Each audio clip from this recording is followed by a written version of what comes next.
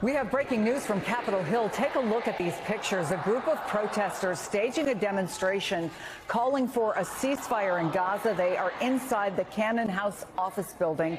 I want to go to NBC's Julie Sirkin. Julie, what more can you tell us? Yeah, hey, Chris. I mean, you literally see some of them behind me right now. There are about 1,000 of them. Hundreds of them have been able to actually get into the Cannon office building, the House office building where I'm standing right now. They are from a coalition known as Voices for Peace. They have largely, in the past, criticized the President Democrats, including Congressman Jerry Nadler, who is Jewish, saying that this organization is anti-Zionist. They Israel's right to exist, according to Nadler. This organization has supported in the past what's known as BDS, trying to boycott Israeli businesses, and some of that has been looked at negatively by Democrats and Republicans who do support Israel here. Now, behind me, you're hearing a lot of noise. They are asking for a ceasefire. These are American Jews and allies who are, of course, not Jewish as well. They are demanding a ceasefire on both sides. I will tell you also, Chris, there's a lot of people behind me right now. They're all over this rotunda.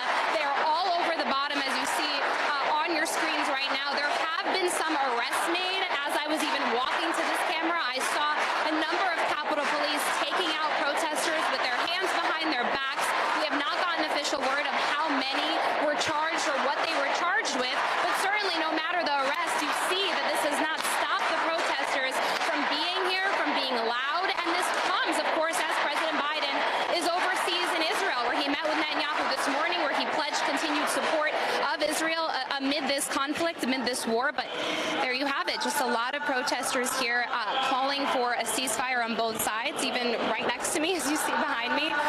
And they're singing, and they are shouting, and they are passionate, and they are angry, and they are loud. Julie Sirkin, thank you for that. Again, Jewish Americans and their allies who had this planned protest.